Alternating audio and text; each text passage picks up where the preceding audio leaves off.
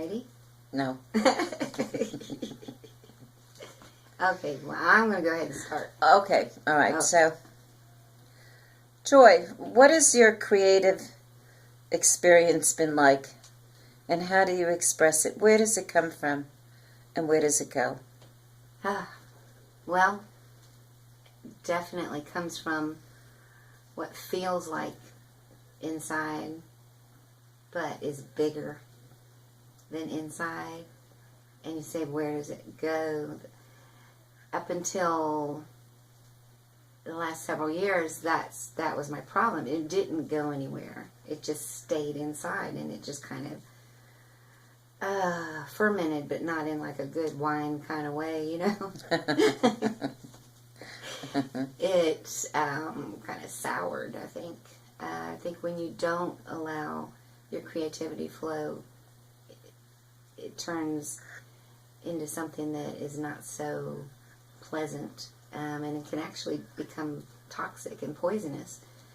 And I think that's one of the things that really led to my mental illness, and also my subsequent awakening, because I think our souls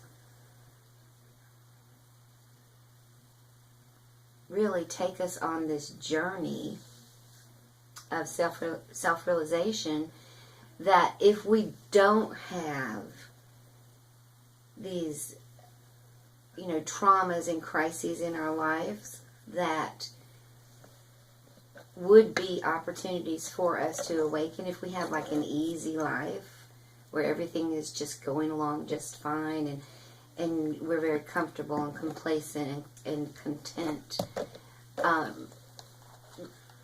we don't wake up because there's no impetus, there's no motivation to wake up. And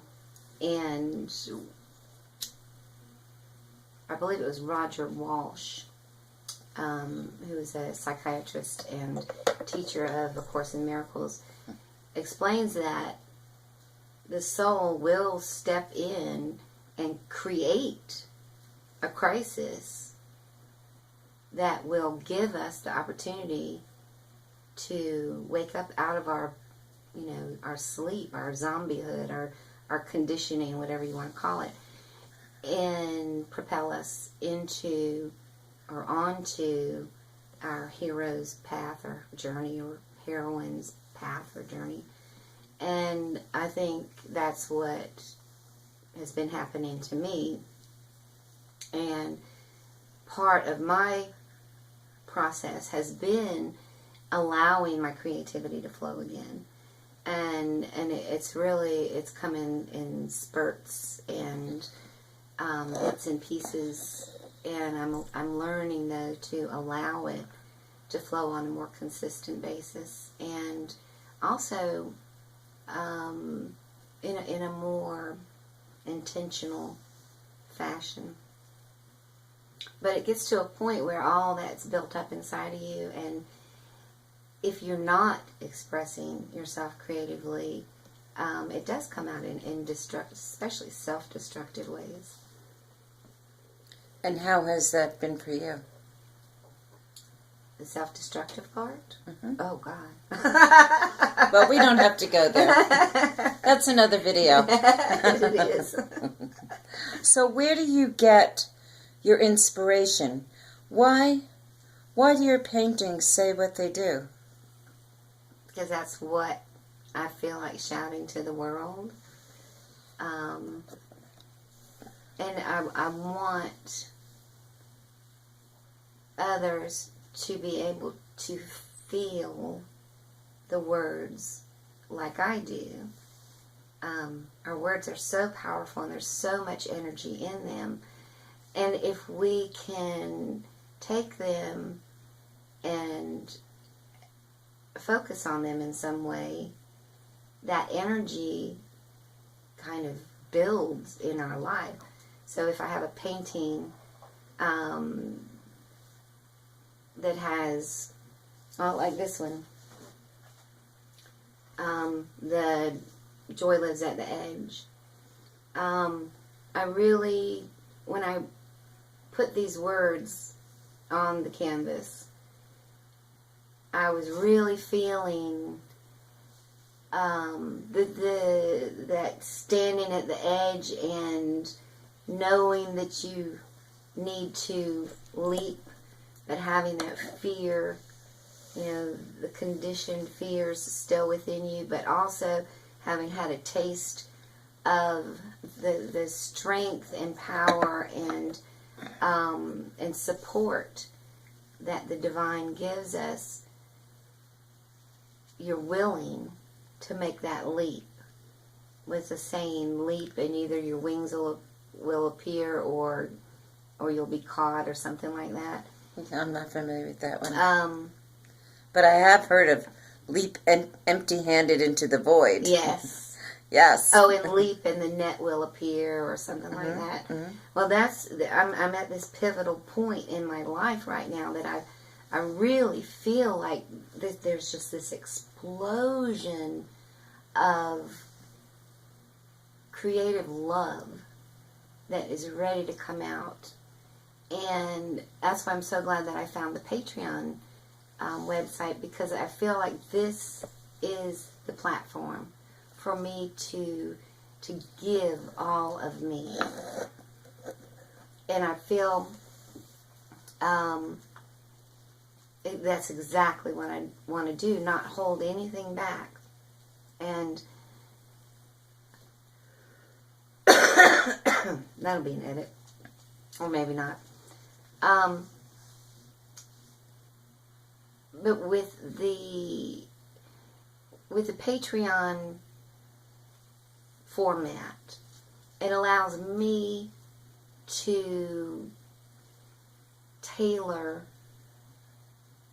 the way that I want to share myself with the world. And when I say all of me, I really do mean all of me. I want to be able to be as open and honest and intimate and vulnerable as I can, because I really feel like this is not only what we're meant to do, but in doing so, we're going to make the world a better place.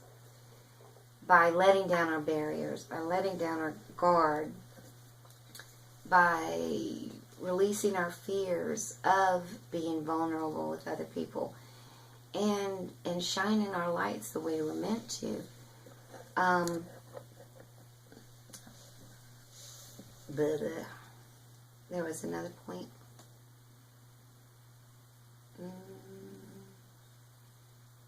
Edit. Oh, yeah. And another reason that I'm doing this is I've been going around for the past 10 years trying to basically do the right thing, be a good person, consciously, whatever that means, whatever that looks like, and being more thoughtful, more kind, more generous, more involved, more open. But always there's been this little, no matter what I do or how much I do, there's always this part of me that's like, it's not enough. It's not enough. And I finally came to the realization that it always feels like it's not enough, because it's not enough. Because it's not all of me. I think that we have to, each one of us, find whatever it is that makes our hearts sing so much that we can't stay silent.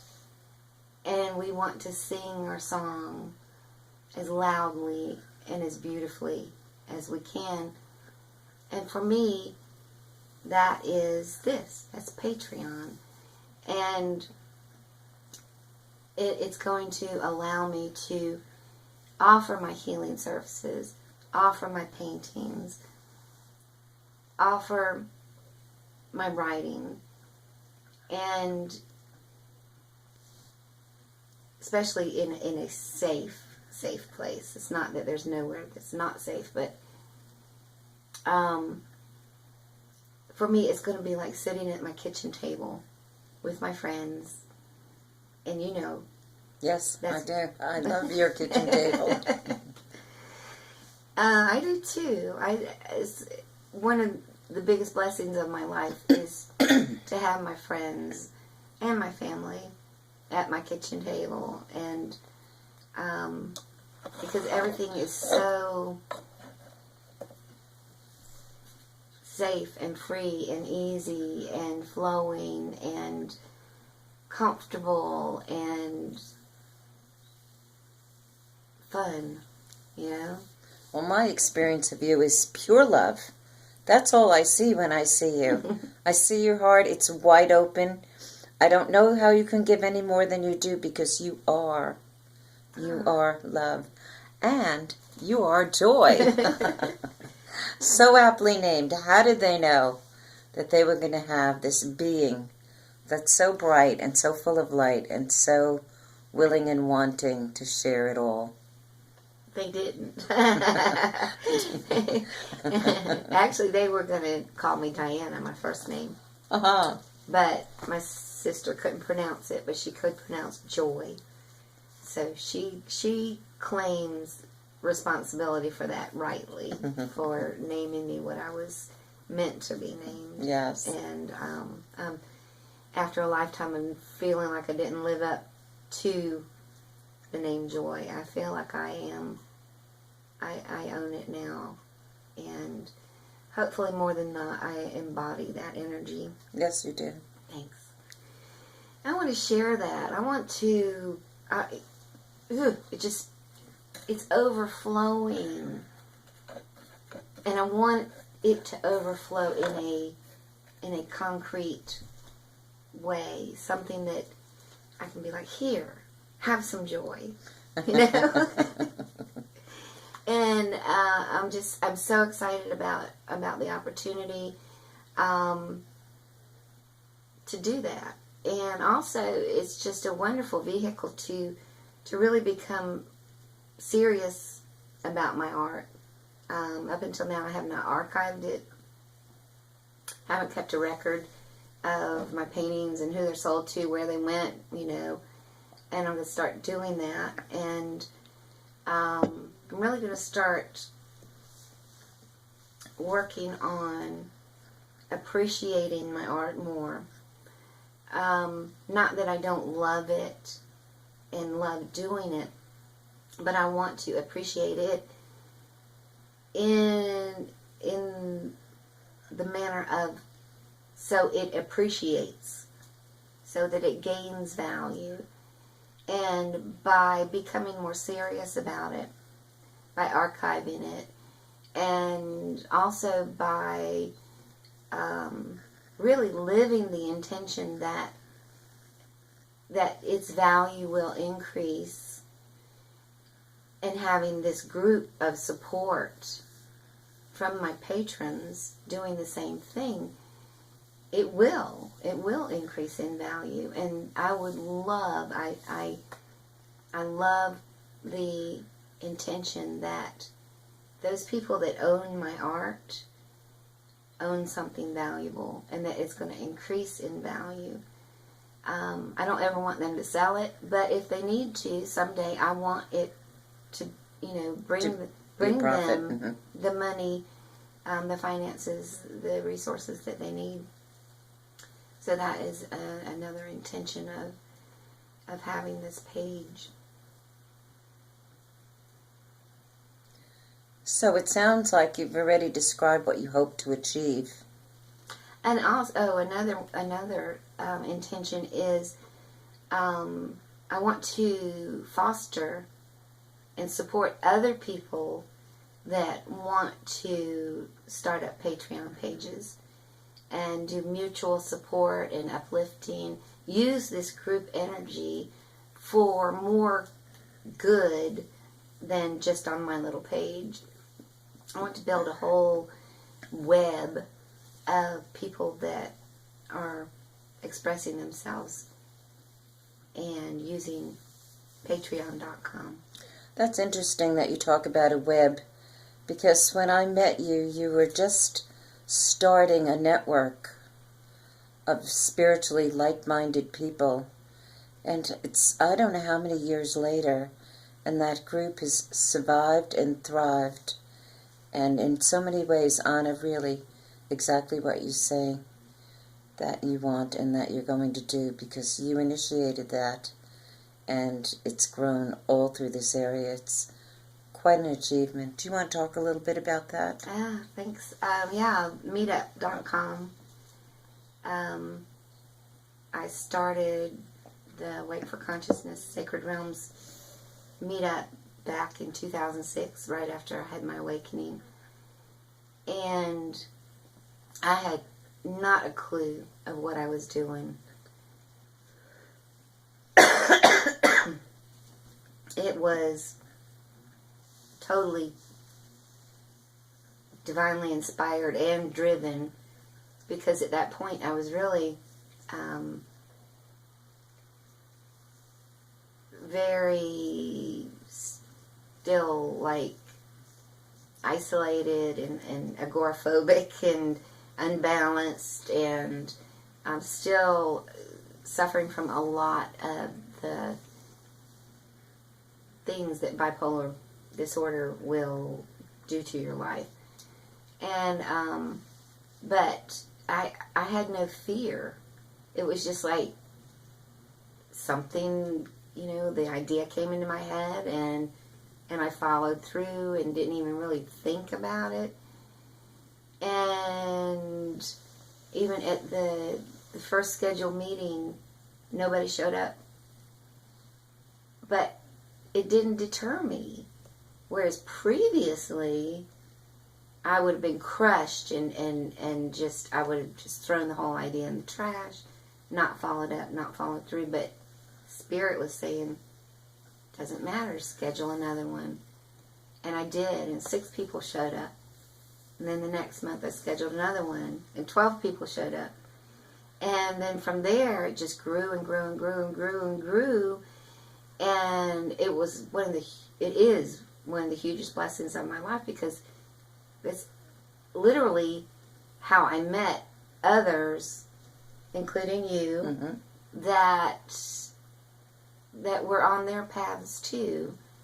And we've linked arms and we've supported each other and loved each other and cried with each other and laughed with each other. And